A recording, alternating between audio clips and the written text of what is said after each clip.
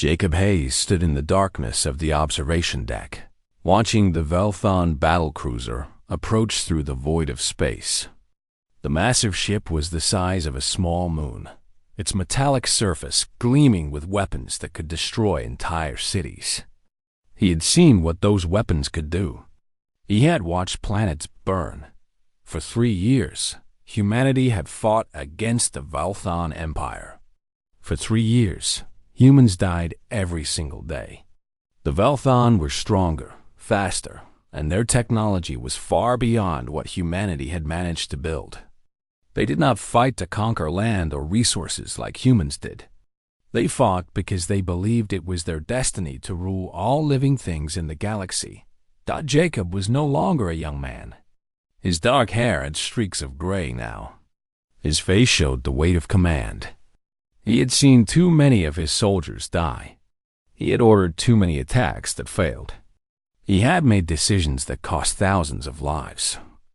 Now, he was here to make a decision that would change everything. The Earth governments had surrendered.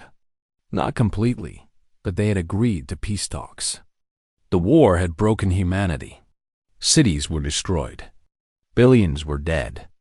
What was left of the human population could not continue fighting.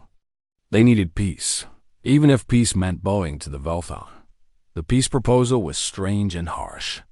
The Velthon did not want money or land or resources. They wanted something more personal. They wanted a marriage. A human leader would marry a member of the Velthon royal family. This marriage would bind the two species together and prevent future war. It was meant to show that humans and Velthon could join as one.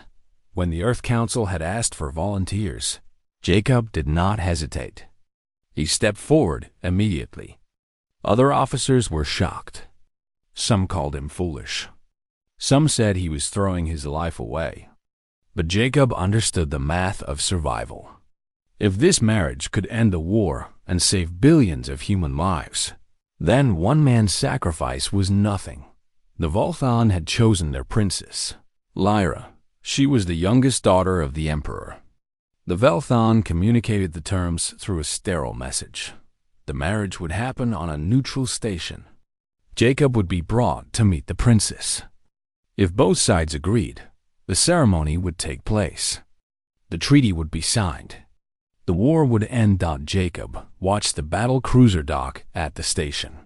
He straightened his uniform and walked toward the meeting chamber.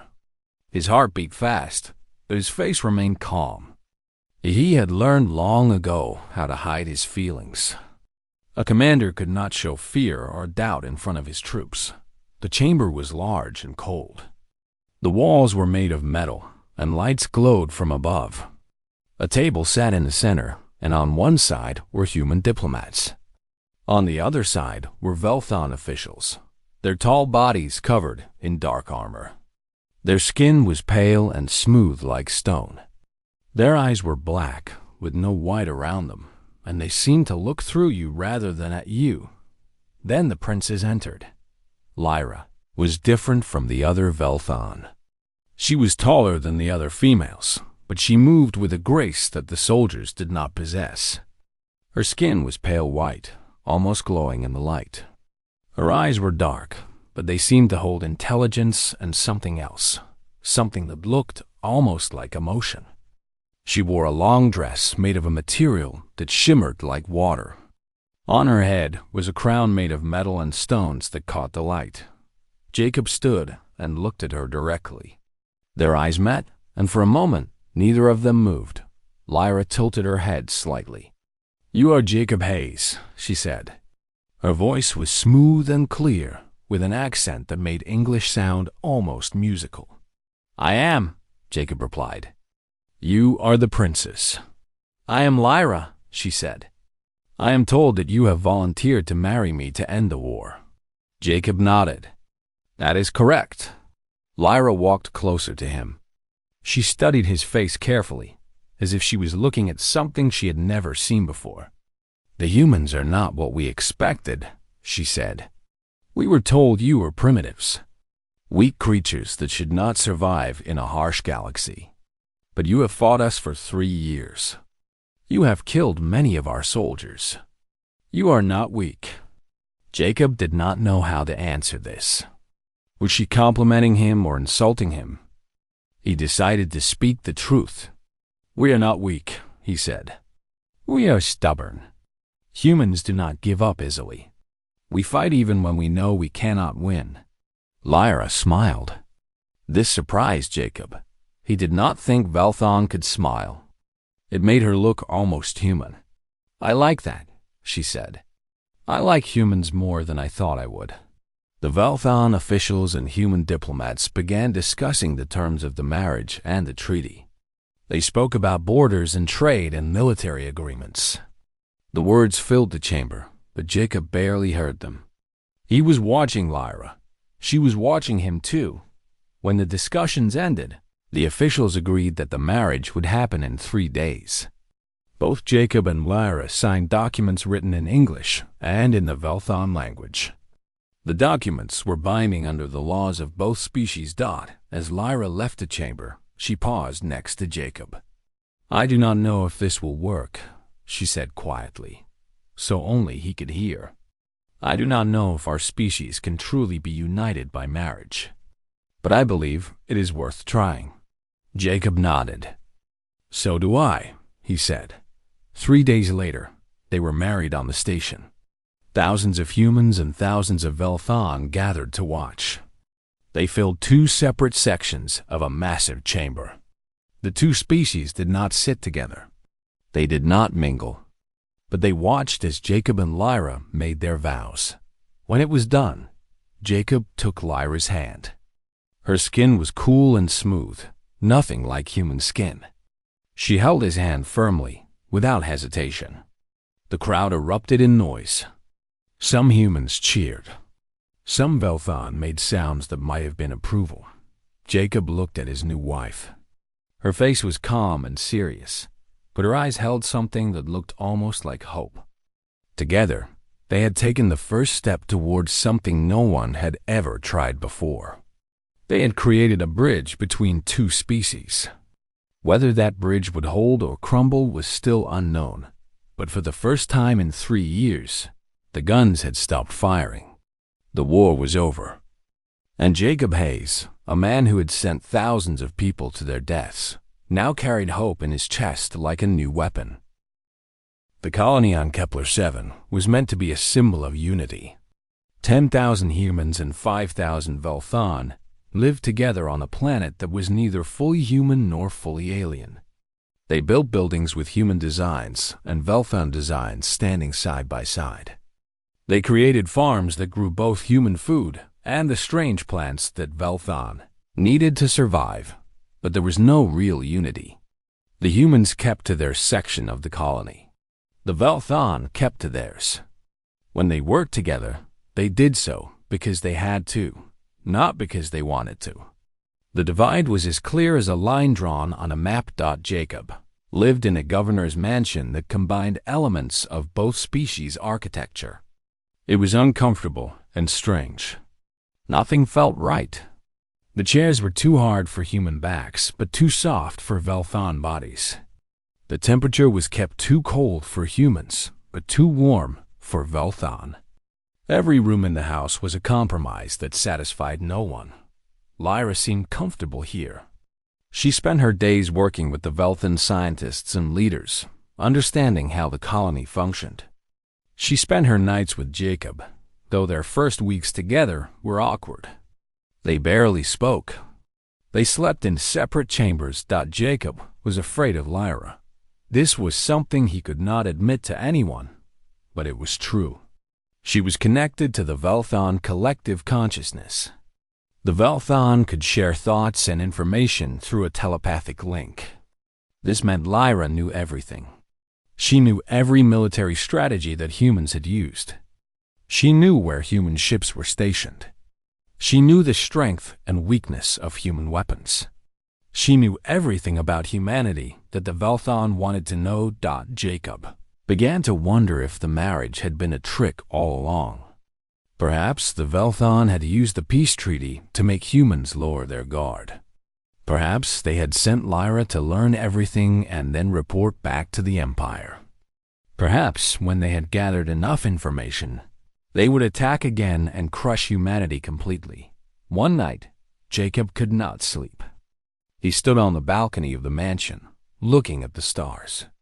The planet Kepler-7 orbited far from Earth. He was alone on an alien world with a wife he did not trust and a mission he no longer understood. He heard footsteps behind him. Lyra came to stand beside him. "You are afraid of me," she said simply. Jacob did not deny it. There was no point in lying. "Yes," he said. Lyra was quiet for a moment. Then she did something that shocked Jacob. She took his hand and pressed it against her own forehead. At first, Jacob thought she was attacking him. He tried to pull away, but she held his hand firmly. Then, images and feelings flooded into his mind. He felt them like a rushing wave. He understood things that had no words. He saw the Velthon Empire through Lyra's eyes. He felt her loneliness as a princess. He understood her doubts about her own people. She showed him her fears, her hopes, and her beliefs. Most importantly, she showed him the truth. The Velthon Empire was not united. The Emperor was old and sick. He did not have many years left. The military commanders, led by a general named Kess, were planning something dark. They wanted to use the marriage as an excuse to prepare for war again. They wanted to pretend they were following the treaty while secretly building up their weapons and forces. Once they were ready, they would attack human space one more time. This time, they would not stop until humans were completely destroyed. Lyra had risked her entire future by telling Jacob this. If the other Velthon found out that she had broken the collective consciousness to share secrets with a human, they would consider it a betrayal. She could be executed. She could be stripped of her title. She could be cast out of her own species. Jacob pulled his hand away. He looked at his wife with new understanding. "Why?" he asked. "Why would you betray your own people for me?" "Because my people are wrong," Lyra said. The emotion in her voice was clear now, and it was anger. "We have conquered 17 worlds. We have killed trillions of creatures. We tell ourselves that we are superior and that conquest is our right. But I do not believe this anymore. I have seen your people fight. I have seen them die for each other. I have seen them choose to save each other instead of running away. The Velthon would never do this. We are strong, but we are empty. Humans are weak, but you are full of something we do not have." "What is that?" Jacob asked. "Purpose," Lyra said. "Real purpose. Not the empty purpose of conquest and power. Purpose that comes from caring about something more than yourself." The next morning, Jacob and Lyra met with the leaders of the human section of the colony. They told them about the Velthon plans. At first, the humans wanted to attack immediately. They wanted to fight before the Velthon could prepare. But Jacob stopped them. "We cannot fight like this," he said. "We cannot win a war against the entire Velthon Empire. But we can prepare. We can make ourselves harder to defeat. And we can use the time that the treaty gives us to build something that the Velthon never expected: real friendship between our species." When a mining accident happened 3 weeks later, everyone on Kepler-7 saw what Jacob meant. 30 human miners became trapped in a deep shaft under the planet's surface. The traditional Velthon rescue method would take 2 days. The humans would die from the poisonous gases in the shaft long before rescue arrived. Lyra and Jacob designed a new rescue method together. They combined human ingenuity with Velthon technology. They used human explosives to carefully break through the rock without causing a collapse. They used Velthon machines to filter the air and create a safe passage. Both species worked together, following Lyra's directions. All 30 human miners and 8 Velthon workers in the shaft were brought to safety for the first time. Humans and Velthon stood together and cheered. They had worked as one team, not as enemies or separate species. They had saved each other's lives. That night, Jacob and Lyra stood together in their mansion. Jacob took his wife's hand without fear this time. Her skin was cool and different, but her grip was strong and certain. "We might actually make this work," Jacob said. Lyra squeezed his hand. "We will make it work," she said, "because we have to. Because if we do not, billions will die." Jacob pulled her close. For the first time since the marriage ceremony, they were not strangers bound by duty. They were partners bound by a shared belief that peace was possible. They were two people from different worlds, standing together against the darkness that threatened to consume them both. The encrypted message arrived when Jacob was conducting a weapons inspection on the northern edge of the colony. The encryption code was one that only Lyra and Jacob knew. His hand shook as he opened it. The message was simple. "The Emperor is dead. Return to the capital immediately. Bring your husband. Do not trust anyone else." Jacob read it 3 times to make sure he understood. The Emperor was dead. The old leader of the Velthon Empire, the one who had agreed to the peace treaty, was gone. This changed everything. He found Lyra in the colony's communication center. She was speaking with Velthon officials about trade agreements, but her face remained perfectly calm. When she saw Jacob, she made an excuse and left the room. They met in a private chamber, sealed from listening devices. "The Emperor is truly dead?" Jacob asked. Lyra nodded. "He has been dying for months. The medical systems kept him alive, but his body finally gave up. The death was hidden from everyone except the royal family and the highest generals. Now, the news is spreading across the empire. And Kess?" Jacob asked. "General Kess controls the military forces near the capital. The other generals are scattered across the empire. When I arrive at the capital for the succession ceremony, Kess will be waiting. He will arrest me or kill me or both. Then he will demand that the Earth Council surrender completely. When you refuse, he will use my death as an excuse to tear up the treaty." Jacob felt anger rise in his chest. He wanted to find Kess and kill him with his bare hands. But that would not save Lyra or humanity. "We run," Jacob said. "We take a ship and we leave. We disappear into space where they cannot find us." Lyra shook her head. "If we run, we abandon all Velthon who believe in peace. We abandon my people to Kess and the military commanders who serve him. They will control the empire for decades. The war will never truly end. There will always be another conflict, another attack. Then what do we do?" Jacob asked. He already knew the answer would be terrible. "I return to the capital," Lyra said. "I face Kess. I challenge him for control of the empire." "He will kill you," Jacob said. The words came out harsh and loud. "Perhaps," Lyra said calmly. "But the succession ceremony requires a challenge. Any royal blood can demand single combat with the next in line for the throne. If I challenge Kess, if I fight him and win, I become empress. If I lose, then I die, but at least I tried." "There has to be another way," Jacob said. But even as he spoke, he knew there was not.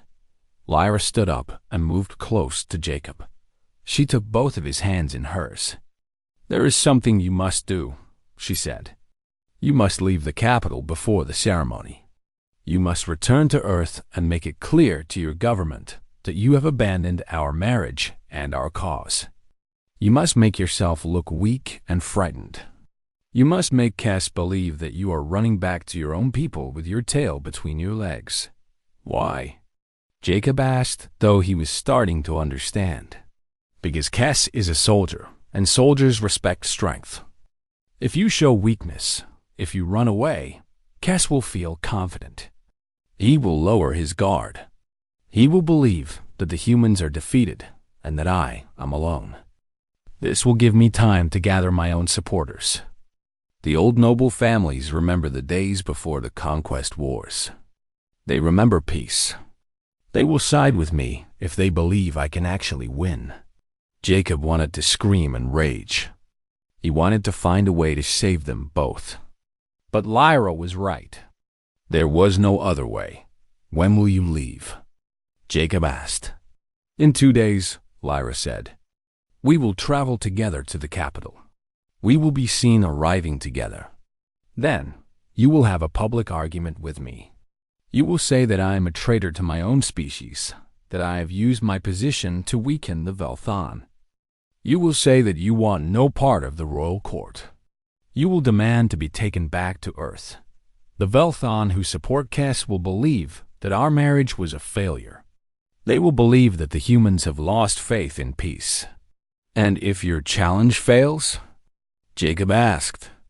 If Kes kills you? Lyra's eyes were dark and serious.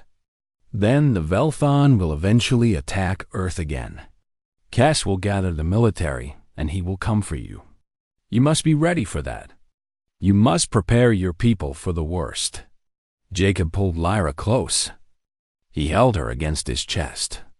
For the first time since they had married, he felt truly connected to her. She was not the alien princess who had terrified him. She was a person brave and determined, willing to sacrifice everything for something she believed in. I love you, Jacob said. The words surprised him, but they were true. Lyra pulled back and looked at his face. I know, she said. I have felt it through our connection. This is why I must do this. Because I love you too. And I cannot let you spend your life in a war that might have been prevented. The next 2 days passed in a blur of preparation. Jacob and Lyra packed things and made plans. They wrote messages to the Earth government that explained the situation. They recorded videos for the leaders of both the human colony and the Vel'Thon forces. Then, they boarded a transport ship and headed toward the Vel'Thon capital. The journey took 6 days through space. Jacob spent most of that time with Lyra, simply being near her. They did not talk much. There was not much left to say. They both knew what was coming. They both knew that everything would change, and not all of them might survive the changes. When they arrived at the capital, the city was magnificent and terrible. Tall towers made of dark metal stretched toward the sky. Ships filled the orbital docks. The power and strength of the Vel'Thon Empire was impossible to ignore. They were escorted to the royal palace. General Kes met them in the Great Hall. He was taller than most Vel'Thon, with scars across his pale face that told of 100 battles. His black eyes looked at Jacob with contempt. The human returns, Kes said. How long has it been since your government ordered you to abandon the princess? Jacob had prepared for this moment. He stepped forward, his face angry and cold. I came to tell you myself, Jacob said. This marriage was a mistake. I will not stay in the Vel'Thon Empire 1 moment longer. I demand to be returned to Earth immediately. The words tasted like poison in his mouth, but they did their job. Kes smiled, and it was a terrible smile. He believed every word. Leave, Kes said, gesturing to his soldiers. Take the human to the detention block. He will be shipped back to Earth within the week. As Jacob was dragged away, he looked back at Lyra one final time. She stood in the Great Hall, surrounded by Vel'Thon soldiers, completely alone. But her eyes were calm. She was ready for what came next. Jacob was locked in a cell on a military transport ship. From the small window of his cell, he could see the Vel'Thon capital growing smaller as the ship left orbit. Somewhere down there, his wife was fighting for her survival and for the future of 2 species. And he could not help her. All he could do was wait and hope that she was as strong as she believed. The military transport delivered Jacob to Earth orbit in silence. No messages had come from Lyra. No word from the Vel'Thon capital. For 2 weeks, the human government had no information about what was happening in the Vel'Thon Empire. The silence was worse than any news. When Jacob arrived at the Earth Defense Council headquarters, he was brought immediately to a high-security meeting room. The generals and politicians were already there, waiting for him. Admiral Patricia Gomez sat at the head of the table. She had been in command of human forces during the war. She was a hard woman, gray-haired and lined with the stress of military command. "We've been trying to reach you," she said without greeting. "What happened? Why did the Velthon let you go?" Jacob told them everything. He told them about the Emperor's death, about Kess's plans, about Lyra's sacrifice, about her plan to challenge Kess for control of the Empire. When he finished, the room was completely silent. Admiral Gomez leaned back in her chair. "She might be dead already," she said bluntly. "This plan depends on her surviving long enough to gather political support. But Kess controls the military. If he moves against her, she will have no one to protect her." "We have to do something," Jacob said. "We have to help her. How?" demanded General Kevin Wallace, the head of the Air Force. "We have no military presence near the Velthon homeworld. We have no alliance with any Velthon factions. Even if we wanted to help, we could not reach her in time." "Then prepare for war," Jacob said. His voice was cold and steady. "Because if Lyra fails, Kess will attack. The treaty will be worthless. Everything will restart. Prepare your forces. Gather your ships. Be ready." Admiral Gomez nodded slowly. "I will do that," she said. "But Jacob, you should know something. When word spread that you had abandoned the princess, our own people turned against you. Some are calling you a traitor. Some say you sold us to the Velthon. Some think you should be arrested and tried for treason." Jacob felt nothing at this news. Betrayal and blame were small prices compared to what Lyra was facing. "Let them say what they want," he said. "I did what had to be done." Over the next month, the human military mobilized. Ships were moved to defensive positions. Weapons were manufactured. Young people were brought into military training. The human government prepared for a war that everyone hoped would not come. But during all of this, Jacob felt like a ghost. He moved through the world, but he was not truly present. Every moment of every day, he thought about Lyra. He imagined her in the palace, fighting for her life. He imagined her dead. He imagined her succeeding and taking control of the empire. The military blamed him for the marriage. The government officials questioned his loyalty. Some people on the street recognized him and spat at him. He was called a traitor, a fool, and a man who had given his enemies access to all of humanity's secrets. Admiral Gomez was the only one who continued to believe in him. She spent time with Jacob, talking about the war and about Lyra. She never blamed him for the marriage. She understood that he had done the only thing that could be done. Then, 3 weeks after Jacob's return to Earth, a message came through the encrypted channel that no one else knew about. The message was long and detailed. It came from Lyra's personal communication officer, a Velthan named Shen, who had been loyal to the royal family for decades. The message said that Lyra had challenged General Kess for control of the empire. The challenge had been accepted. The ritual combat would take place in 1 day's time. The message also said that Kess was confident of victory. He had prepared an announcement declaring that humans were responsible for the Emperor's death, that Jacob had poisoned the old leader as part of a plot to weaken the Velthon. When Kess defeated Lyra in combat, he would declare the treaty void. The war would restart immediately. Jacob brought this message to Admiral Gomez. "This is it," she said. "This is the moment we find out whether your wife can actually do what she claimed. If she wins, the treaty holds. If she loses, we go to war. Full mobilization, complete assault, no mercy." Jacob sat in a command center with 300 soldiers and officers around him. They watched screens showing the Velthon capital. Ships moved in the orbital zones. Ground forces stood ready. Everything was prepared for war. Then, a new message came through. The ritual combat had ended. Lyra had won. General Kess was dead. Lyra was now Empress of the Velthan Empire. But the victory was not complete. Kess had been popular with some of the military generals.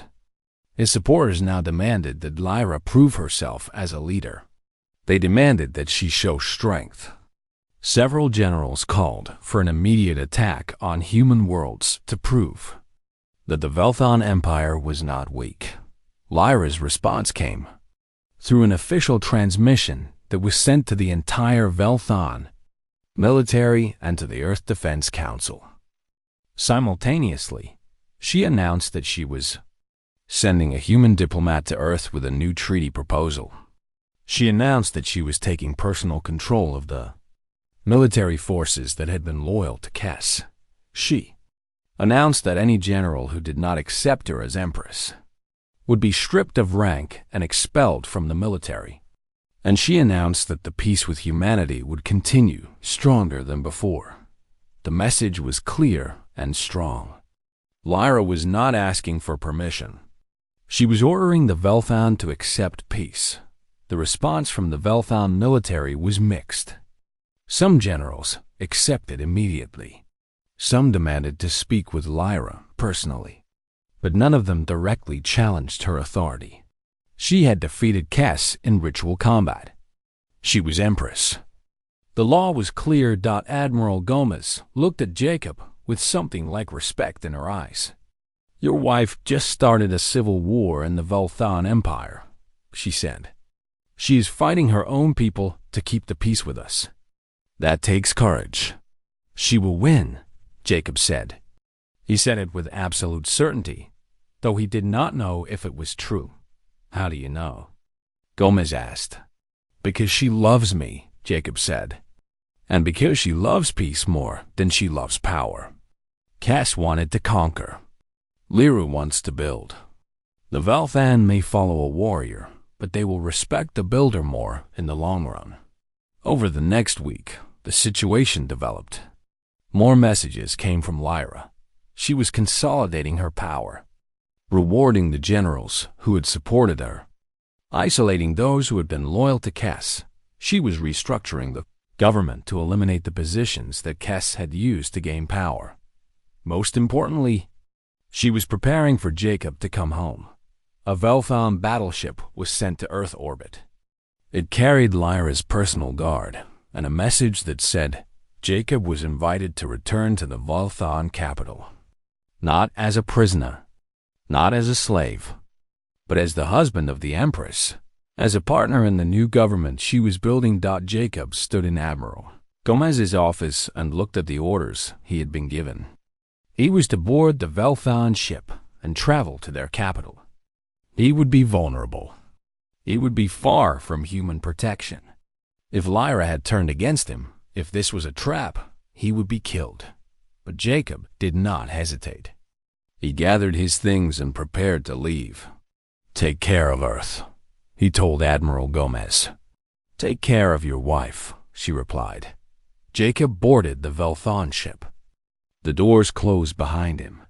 The ship began its journey back to the Velthan capital, back to Lyra, back to whatever future they would build together. On his way out of Earth orbit, Jacob watched his home planet grow smaller. He did not know if he would ever see it again, but he knew that Lyra was waiting for him, and that was enough. The human fleet approached the Velthan capital with weapons armed and shields raised. Jacob had insisted on a show of force. He had told the human government that they needed to demonstrate strength in order to be taken seriously. They could not appear desperate or weak. Admiral Gomez commanded the fleet personally. 30 warships moved through space in perfect formation. Their weapons were charged. Their sensors were active. They had enough power to cause serious damage to the orbital defenses around the capital, but they did not attack. Lyra had sent a message through the encrypted channel. It contained a single sentence: "Do not fire. Come alone." Jacob made the decision that shocked everyone. He would go to the capital in a small shuttle with only a pilot. He would meet with Lyra without a full military escort. The human government called it suicide. Admiral Gomez wanted to refuse the order, but Jacob had learned something from Lyra. Sometimes, real power came from showing trust, not from showing weapons. The shuttle descended through the atmosphere and landed at the Imperial Palace. Jacob stepped out of the ship and looked at the structure before him. It was massive and beautiful and completely alien. Everything about it was designed to show power and permanence. Lyra was waiting for him at the entrance. She wore the formal dress of the Empress, a long robe of shimmering material that seemed to contain the colors of the galaxy.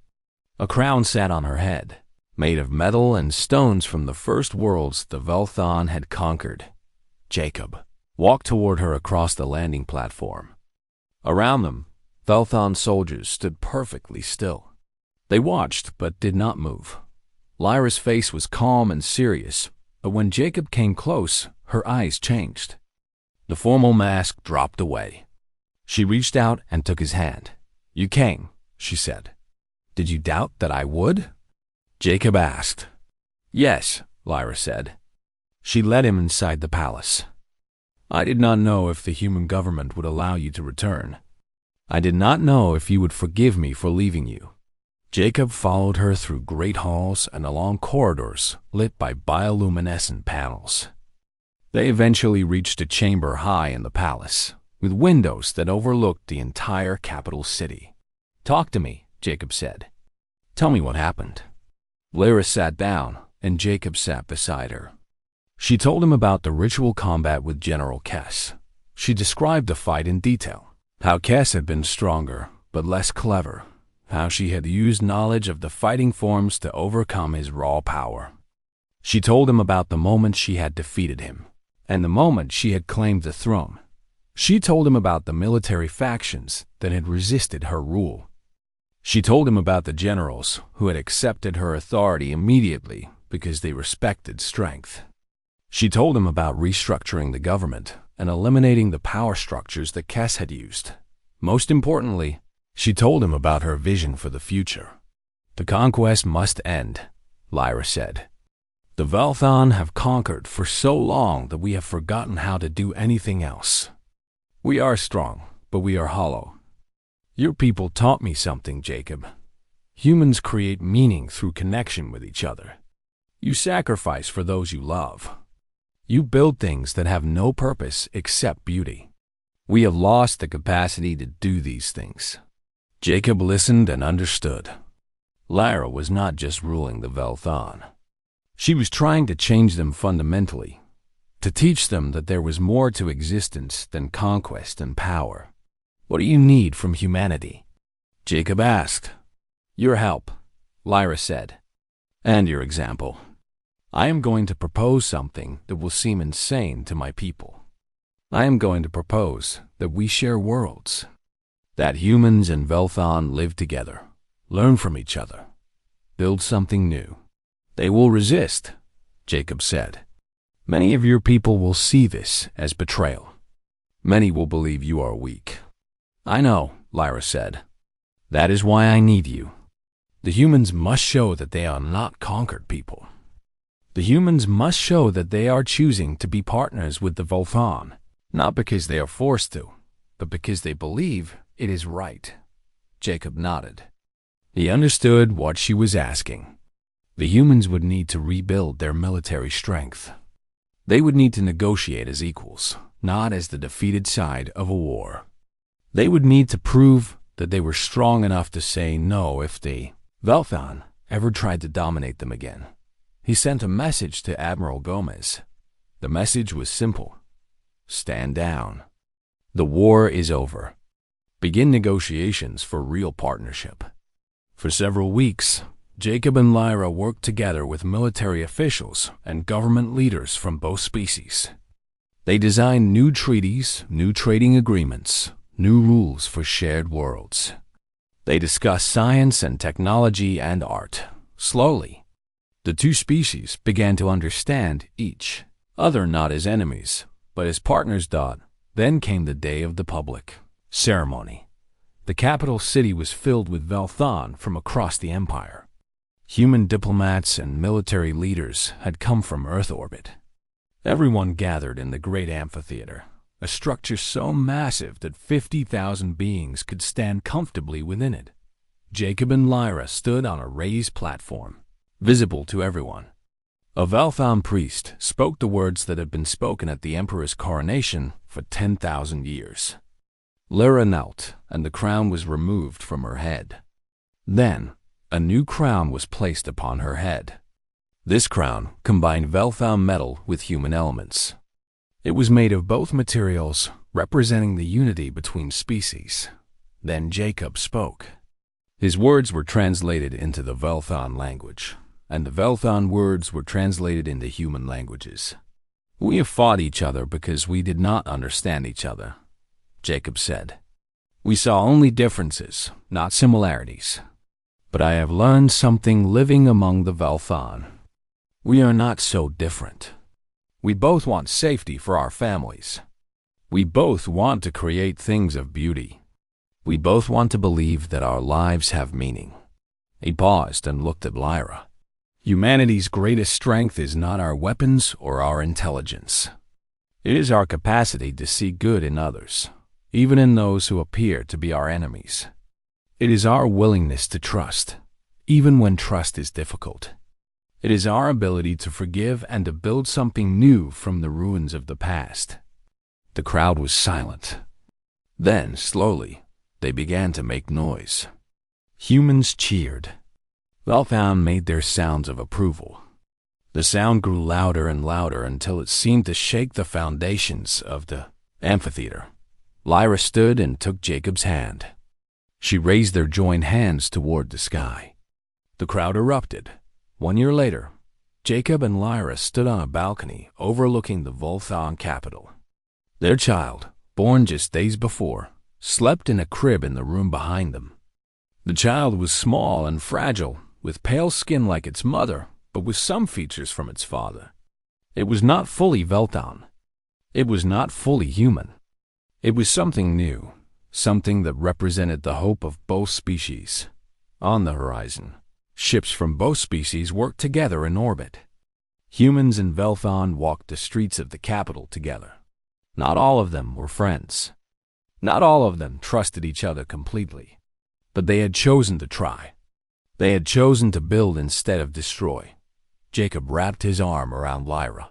She leaned against him, her alien skin cool against his human warmth. "Do you think it will last?" Lyra asked. "Yes," Jacob said.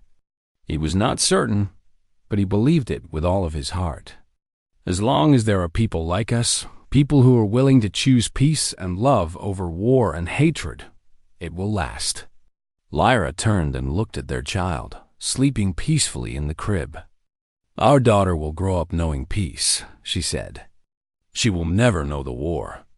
She will see Velthon and humans as one people." "Maybe," Jacob said. "Or maybe she will lead them further than we could. Maybe she will create something greater than we can imagine." They stood together in the dying light of the sun, watching the galaxy turn. The war was over. The real work of peace was just beginning. But for the first time in generations, both species looked toward a shared future instead of toward weapons of war. Jacob had married an alien princess to end a war.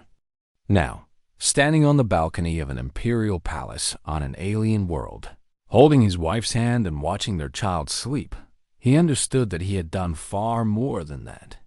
He had taken the first step towards something that had never existed before. He had created a bridge between worlds. And on that bridge, two very different species would learn to walk together, step by step, day by day, toward a future neither of them could have imagined alone.